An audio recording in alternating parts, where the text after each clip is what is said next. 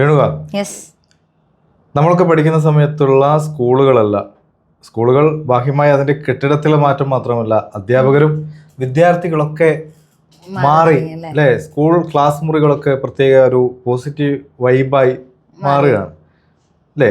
ചില റീൽസ് ഒക്കെ കാണുമ്പോൾ നമുക്ക് അത്ഭുതം തോന്നാറുണ്ട്. പാട്ട് പാടുന്ന മാഷ്, അല്ലെങ്കിൽ കളി ചിരികൾ, അതെ, കുസൃതികൾ അവതരിപ്പിക്കുന്ന അധ്യാപിക. അതോടൊപ്പം കഴിഞ്ഞ ദിവസം ഞാനൊരു റീൽസ് കണ്ടായിരുന്നു. ഒരു കൊച്ചുകുട്ടി ടീച്ചർ ലീവ് എടുത്തതിൽ, അതായത് ടീച്ചർ 2-3 ദിവസം സ്കൂളിൽ വരാത്തതോ ടീച്ചർ എന്താ വരാത്തത്, അപ്പൊ ടീച്ചർ പക്ഷെ നമ്മളൊക്കെ ചെറുപ്പത്തില് പ്രാർത്ഥിക്കായിരുന്നു ഈശ്വര ഇന്ന് വരരുത്. അല്ല, അതിന് മറ്റൊരു വശം കൂടിയുണ്ട്. വീട്ടിൽ കിട്ടാത്ത സ്നേഹം സ്കൂളിൽ കിട്ടുന്നതെന്നുള്ളതും അതിന്റെ ഒരു ഘടകമാണ്. അപ്പൊ അങ്ങനെയുള്ള കാര്യങ്ങളൊക്കെയാണ്. അപ്പം എല്ലാം മാറുകയാണ് അല്ലേ, പോസിറ്റീവ് വൈബിലേക്ക് മാറി. അപ്പൊ എങ്ങനെയാ കാണുന്നത്? എനിക്ക് തോന്നുന്നു അതാണ് കുറച്ചുകൂടെ നല്ലത്. കാരണം നമ്മൾ പറയുന്നത് എന്താ, ആദ്യത്തെ വീട് കഴിഞ്ഞ രണ്ടാമത്തെ വീടാണ് സ്കൂള്, അങ്ങനെയൊക്കെ നമ്മൾ പറയില്ലേ.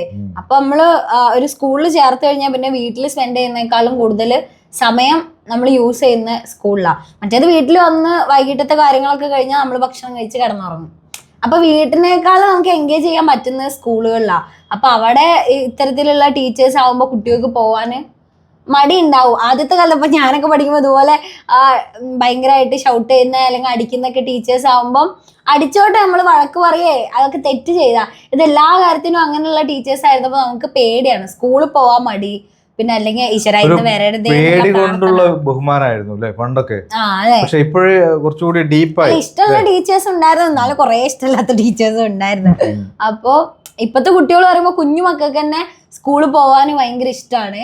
ടീച്ചർമാർ വന്നില്ലെങ്കിലാണ് കരയുന്നത്. പണ്ടൊക്കെ നമ്മള് വരരുതേ പറഞ്ഞിട്ട് കരഞ്ഞിരുന്ന സ്ഥാനത്ത് പിന്നെ കുട്ടികളുടെ കൂടെ ടീച്ചേഴ്സ് റീൽസ് ചെയ്യുന്ന, അവരുടെ പണ്ട് വെച്ച പഠിപ്പ് മാത്രം, അങ്ങനെ ഒരു കോൺസെപ്റ്റ് തോന്നിയിരുന്നു. നമ്മളെ മാഷിന് പനി വരാൻ വേണ്ടി അമ്പലത്തില് ഭണ്ണാരത്ത് പൈസയൊക്കെ ഇട്ടിട്ടുണ്ട്. മറ്റേ ഒരു ഇല ഉണ്ടായിരുന്നു ഇങ്ങനെ 3 ഇതളുള്ള, അത് പൊട്ടിച്ചാൽ അന്ന് അടി കിട്ടില്ല എന്നൊക്കെ പറഞ്ഞിട്ട് സ്കൂളിൽ പോകുമ്പോ രാവിലെ കുറെ അതൊക്കെ പൊട്ടിച്ചു പോയ കാലം ഉണ്ടായിരുന്നു. തൊട്ടാവാടി വാടാതെ പൊട്ടിച്ചാൽ അടി കിട്ടൂല, അങ്ങനെയൊക്കെ ഫ്രണ്ട്സ് പറഞ്ഞു തന്നിട്ടുണ്ടായിരുന്നു. കഞ്ഞി വെക്കുന്ന കഞ്ഞിപ്പുരന്ന് പുക വരുന്നുണ്ടോ, ഉച്ചയ്ക്ക് വിടുന്നുണ്ടെങ്കിൽ പുക വരില്ല എന്നുള്ളത്. അതെ, അങ്ങനത്തെ അതായത് അടുത്ത വിഷയം ഏതാണെന്ന് നോക്കും. പ്രത്യേകിച്ച് കണക്കാണെങ്കിൽ പറയണ്ട, കണക്ക് പഠിപ്പിക്കുന്ന മാഷന്മാർ അപ്പോഴാണ് ഇപ്പോഴത്തെ പിള്ളേരുടെ ഇപ്പോഴത്തെ അധ്യാപകര് അവര് പാട്ടുപാടി പഠിപ്പിക്കുന്നു.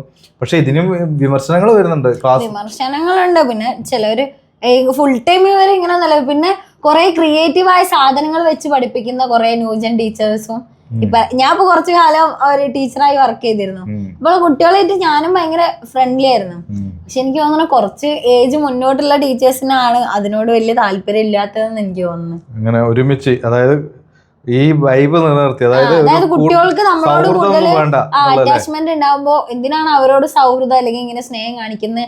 പക്ഷെ ടീച്ചേഴ്സിനെ ചിന്തിച്ചുകൂടെ, അവരെ മക്കളെ കാണുന്ന പോലെ നമ്മളെ കണ്ടാ പോരെ. പഠിക്കുന്നില്ലെങ്കിൽ വഴക്ക് പറയണം. പക്ഷെ പണ്ടത്തെ കാലത്ത് വെച്ചാൽ പഠിപ്പ് മാത്രം അല്ലെങ്കിൽ പഠിക്കുന്ന കുട്ടികളെ മാത്രം ഫോക്കസ് ചെയ്യുന്ന ടീച്ചർമാര്. ഇപ്പൊ അങ്ങനെയല്ല, എന്താണ് ആ കുട്ടികളുണ്ട്. ഈ കുട്ടികള് അധ്യാപകനെ തല്ലാൻ കൊട്ടേഷൻ കൊടുക്കുന്ന കുട്ടികളും ഉണ്ട്. അത് ടീച്ചേഴ്സിന്റെ സ്വഭാവം കൊണ്ടായിരിക്കും. അല്ല, അതുകൂടെ നമ്മൾ കണ്ടില്ല. വെറുതെ നല്ലൊരു അധ്യാപകന് ഏതെങ്കിലും ടീച്ചേഴ്സ് കൊട്ടേഷൻ കൊടുക്കുവോ?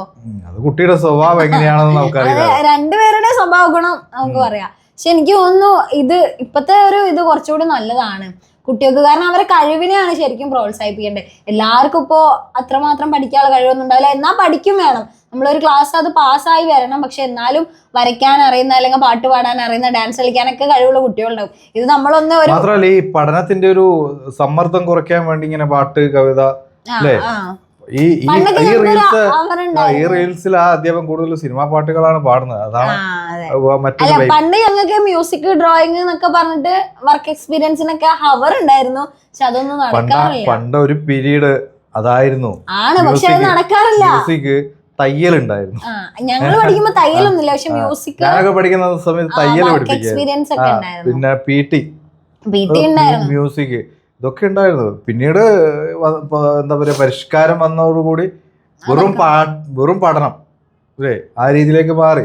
അപ്പൊ പിന്നെ ഈ അധ്യാപക വിദ്യാർത്ഥി അവരെങ്കിലും പാട്ടുപാടി വൈബുണ്ടാക്കി ജീവിക്കുന്നു, അല്ലെങ്കിൽ ആ രീതിയിൽ വരുന്നു. ടീച്ചേഴ്സ് ആകുമ്പോ എനിക്ക് തോന്നുന്നു കുട്ടികൾക്ക് എന്നാ പഠിക്കുന്നതിലും കൂടി കുറച്ച് ഇൻട്രസ്റ്റ് ഉണ്ടായിരിക്കും. അറിയാത്ത കാര്യങ്ങളൊക്കെ പേടിയില്ലാണ്ട് ചോദിക്കാനും എനിക്ക് അറിയില്ല എന്ന് പറയാനൊരു ധൈര്യം ഉണ്ടാവും. പക്ഷെ ഇത് എല്ലാത്തിനും നമ്മളെ ചീത്ത പറയുന്ന അല്ലെങ്കിൽ അടിക്കുന്നൊക്കെ ടീച്ചേഴ്സിനോട്. അതെ, എനിക്ക് ആ മറ്റേ ആ ചെറിയ മോന്റെ റീൽസ് കിടന്ന് ചിരിക്കണോ കരയണോ തോന്നില്ല. ആ ടീച്ചറ് ഇനി സ്കൂള് വരില്ല വേറെ ഏതോ ടീച്ചർ പറഞ്ഞു. അപ്പൊ ഈ മോൻ കരഞ്ഞോണ്ട് ടീച്ചർ അതാണ് അത്രയും ചെറിയ മക്കളെ മനസ്സിൽ അങ്ങനെ ഒരു സ്നേഹം വരണം എന്നുണ്ടെങ്കിൽ ആ ടീച്ചേഴ്സ് കൊടുക്കുന്ന ഒരു സാധനം നമുക്ക് മനസ്സിലാക്കാം. അപ്പൊ എന്തായാലും ഇതൊരു പോസിറ്റീവായിട്ട് തന്നെ കാണേണ്ട കാര്യം തന്നെയാണ്. അതെ, എനിക്ക് പറയാനുള്ള അതാണ്, പഠനത്തോടൊപ്പം ഇതും കൂടി ആകുമ്പോഴേ കുട്ടികൾക്ക് ഫ്യൂച്ചറിൽ വളരാൻ പറ്റുള്ളൂ. കാരണം എല്ലാരും പഠിച്ചിട്ട് ഡോക്ടറും കളക്ടറും ഒന്നും ആവില്ല.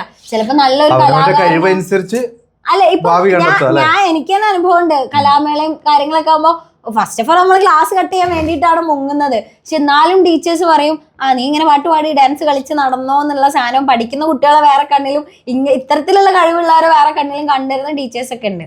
അപ്പോ രണ്ടിലും അവരെ അനുഭവം ഉണ്ട്.